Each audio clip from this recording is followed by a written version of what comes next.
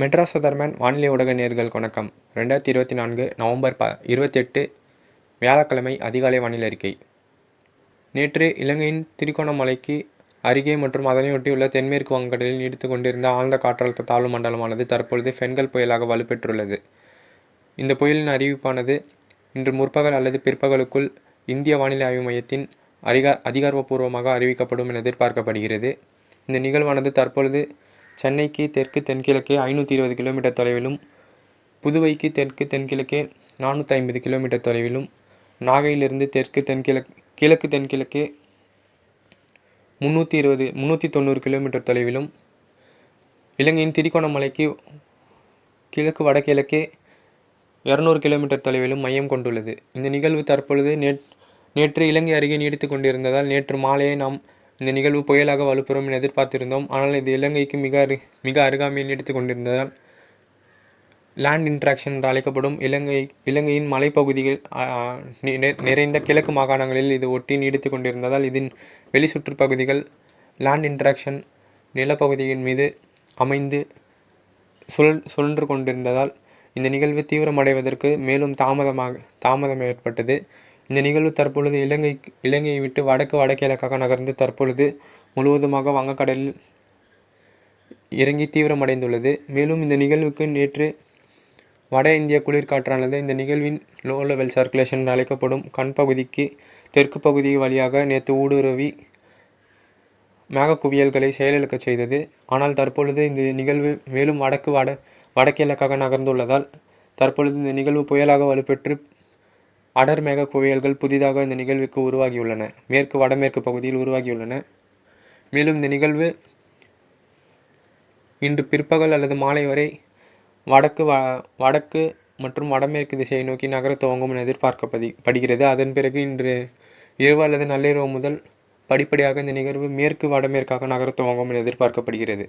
இதனால் அடுத்து வரும் 24 மணி நேரத்தை பொறுத்தவரையில் தமிழகத்தின் வடகடலோர மாவட்டங்களான திருவள்ளூர், சென்னை, செங்கல்பட்டு, காஞ்சிபுரம், விழுப்புரம், புதுச்சேரி, கடலூர் மற்றும் டெல்டா மாவட்ட பகுதிகளான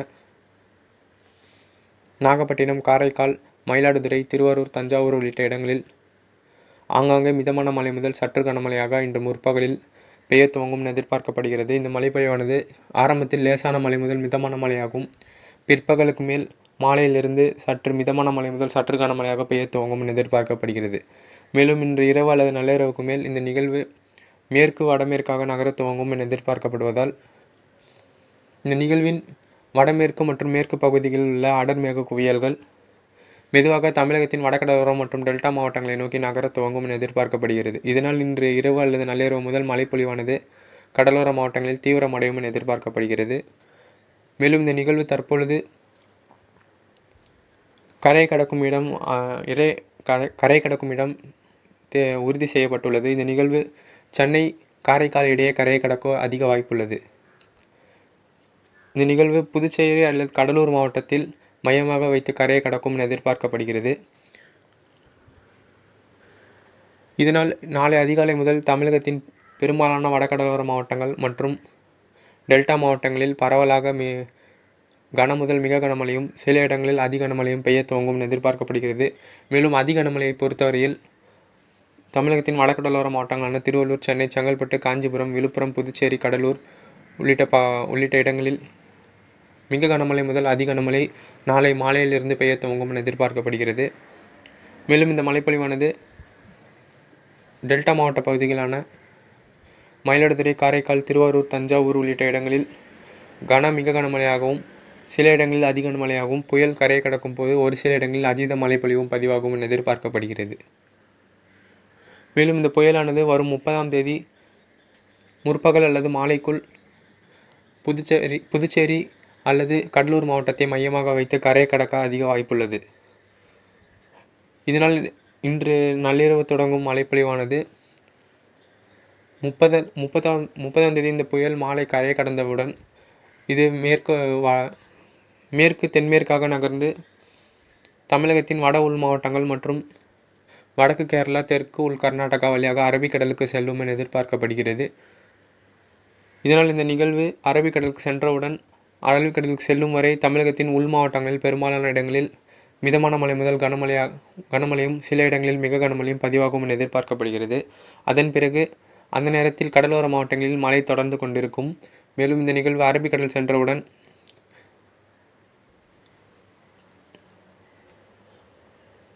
கிழக்கு திசை காற்றை வலுவாக ஈர்க்க துவங்கும் என எதிர்பார்க்கப்படுகிறது.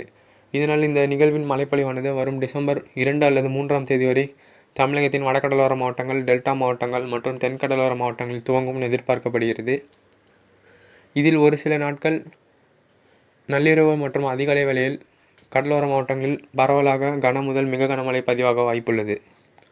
மேலும் இந்த நிகழ்வு அரபிக்கடல் சென்றவுடன் சற்று தீவிரமடைந்து மேற்கு தென்மேற்காக நகரும் என எதிர்பார்க்கப்படுவதால் அந்த நேரத்தில் தமிழகத்தின் மேற்கு தொடர்ச்சி மலை மாவட்டங்கள் மற்றும் கேரளா, கர்நாடகா கடலோர பகுதிகளில் பரவலாக மிக கனமழை எதிர்பார்க்கலாம். மேலும் அதன் பிறகு இந்த நிகழ்வு அரபிக்கடலின் மேற்கு நோக்கி நகர்ந்து கொண்டே இருக்கும் போது வங்கக்கடலுக்கு புதிதாக வரும் 2, 3ஆம் தேதிகளில் அந்தமான் மற்றும் தெற்கு அந்தமான் மற்றும் சுமத்ரா தீவு அருகே புதிதாக உருவாகும் தென்சீன கடல் நிகழ்வானது ஒரு காற்று சுழற்சியாக உருவாகி காற்றழுத்த தாழ்வு நிலையாக வலுப்பெற்று ஒரு தீவிர காற்றழுத்த தாழ்வு பகுதி அல்லது ஒரு காற்றழுத்த தாழ்வு மண்டலமாக தமிழகத்தின் மத்திய கடலோரம் அல்லது வட இலங்கையை நோக்கி நகரும் என எதிர்பார்க்கப்படுகிறது. இதனால் அடுத்த சுற்று மழைப்பொழிவானது டிசம்பர் 6ஆம் தேதி வரை தொடர வாய்ப்புள்ளது. மேலும் அந்த நிகழ்வின் குறித்தான ஆய்வுகள் தொடர்ந்து மேற்கொள்ளப்பட்டு வருகின்றன.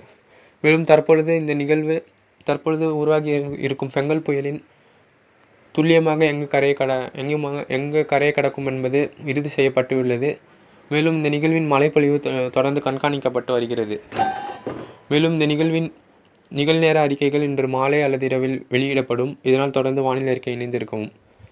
மேலும் இதுபோன்ற வானிலை அறிக்கை பெறுவதற்கு மெட்ராஸ் வெதர்மேன் வானிலை ஊடக சேனலை சப்ஸ்கிரைப் செய்து பெல் ஐக்கனை கிளிக் செய்து கொள்ளவும். ஆல் நோட்டிஃபிகேஷனை எனேபிள் செய்து கொள்ளவும். வானிலை அறிக்கை கேட்ட நேயர்கள் அனைவருக்கும் நன்றி, வணக்கம்.